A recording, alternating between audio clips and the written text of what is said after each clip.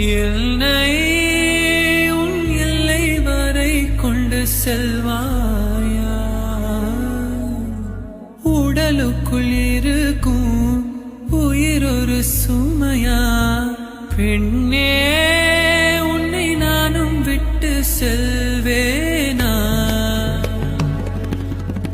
தந்தை தந்த உயிர் தந்தேன், தாய் தந்த உடல் தந்தேன், உறவுகள் எல்லாம் சேர்த்து உன்னிடம் கண்டேன். மொத்தத்தையும் நீ கொடுத்தாயா? முத்தத்துக்கோர் நாள் குறித்தாய்.